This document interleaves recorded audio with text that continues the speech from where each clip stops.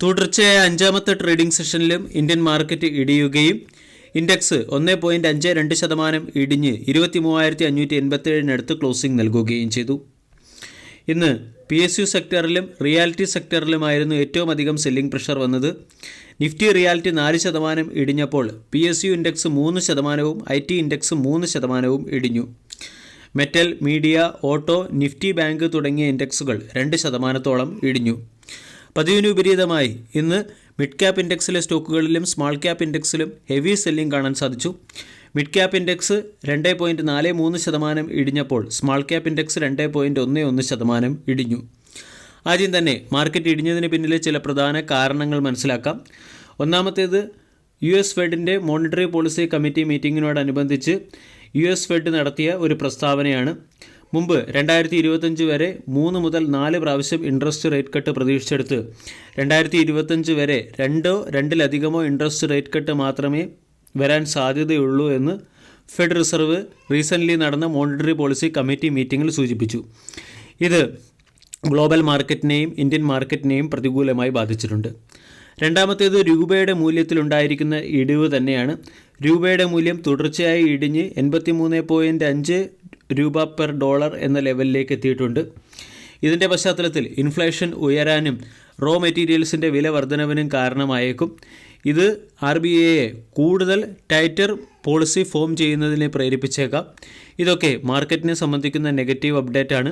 കാരണം ഇൻഫ്ലേഷൻ ഉയരുകയും GDP growth കുറയുകയും ചെയ്യുന്നത് ഇന്ത്യൻ എക്കോണമിയെ സംബന്ധിക്കുന്നതുമായ നെഗറ്റീവ് അപ്ഡേറ്റ് ആണ്. ഇതും മാർക്കറ്റ് ഇടിയുന്നതിന് പിന്നിലെ ഒരു പ്രധാന ട്രിഗറായി പ്രവർത്തിക്കുന്നു. മൂന്നാമത്തേത് FISൻ്റെ സെല്ലിംഗ് തന്നെയാണ്. ഇന്നത്തെ ഡേറ്റ ഒഴിച്ച് ഈ ആഴ്ചയിൽ ഇതുവരെ മാത്രം FIS ഏകദേശം 12,000 കോടിക്ക് മുകളിലുള്ള സെല്ലിംഗ് ആണ് നടത്തിയത്. അതോടൊപ്പം തന്നെ ഇന്ത്യയുടെ ട്രേഡ് ഡെഫിസിറ്റ് ഇയർ ഓൺ ഇയറിൽ $21.31 ബില്യൺ നിന്നും $37.84 ബില്യൺ ഉയർന്നതും മാർക്കറ്റ് പ്രതീക്ഷിച്ചതിനേക്കാൾ ഉയർന്ന ട്രേഡ് ഡെഫിസിറ്റ് റിപ്പോർട്ട് ചെയ്തതും ഇൻഡെക്സ് ഇടിയുന്നതിന് പിന്നിലെ ഒരു പ്രധാന കാരണമായി മാറി. $23 ബില്യൺ ട്രേഡ് ഡെഫിസിറ്റ് പ്രതീക്ഷിച്ചെടുത്ത് $37.84 ബില്യൺ ട്രേഡ് ഡെഫിസിറ്റാണ് സംഭവിച്ചിരിക്കുന്നത്. ഈ വീക്ക് മാർക്കറ്റിലും പോസിറ്റീവ് ന്യൂസ് വന്ന 2 സ്റ്റോക്കുകളെ പരിചയപ്പെടാം. ഒന്നാമത്തേത് Bajaj auto limited. Bajaj auto ഇന്ന് 1.81% ഇടിഞ്ഞ് 8,820 ക്ലോസിംഗ് നൽകി. ബജാജ് ഓട്ടോയുടെ ഇലക്ട്രിക് സ്കൂട്ടർ ബ്രാൻഡായ ചേതക്ക് പുതിയ 2 പ്രോഡക്റ്റുകൾ കൂടി മാർക്കറ്റിൽ ലോഞ്ച് ചെയ്തു എന്നുള്ളതാണ് സ്റ്റോക്കിനെ സംബന്ധിക്കുന്ന പോസിറ്റീവ് അപ്ഡേറ്റ്. ചേതക് 35 സീരീസിൻ്റെ 2 പ്രൊഡക്റ്റുകളാണ് ഇന്ന് മാർക്കറ്റിൽ ലോഞ്ച് ചെയ്തത്. ഇതിൻ്റെ പശ്ചാത്തലത്തിൽ ഇലക്ട്രിക് സ്കൂട്ടർ സെഗ്മെൻറ്റിൽ കമ്പനി വളരെയധികം എക്സ്പാൻഷന് ശ്രമിക്കുന്നു എന്ന് വേണം നമ്മൾ മനസ്സിലാക്കാൻ. കമ്പനി അതിൻ്റെ മാർക്കറ്റ് ഷെയർ 12% നിന്നും 26.6% ഉയർത്തിയിട്ടുണ്ട്. ഡിസംബർ മാസത്തെ ആദ്യ 20 ദിവസത്തെ ഡേറ്റ നമ്മൾ പരിശോധിച്ചാൽ 12,651 ഇലക്ട്രിക് സ്കൂട്ടറുകൾ ബജാജ് ഓട്ടോ എന്ന കമ്പനിക്ക് വിൽക്കാനും സാധിച്ചിട്ടുണ്ട്. ഓല 9 യൂണിറ്റുകളും TVS 10,489 യൂണിറ്റുകളുമാണ് ഡിസംബർ മാസത്തെ ആദ്യ 20 ദിവസങ്ങളിൽ വിറ്റഴിച്ചിരിക്കുന്നത്. ഇതിൻ്റെ പശ്ചാത്തലത്തിൽ ബജാജ് ഓട്ടോ എന്ന സ്റ്റോക്കിനെ വരുന്ന ട്രേഡിംഗ് സെഷനിൽ ഫോക്കസ് ചെയ്യാവുന്നതാണ്.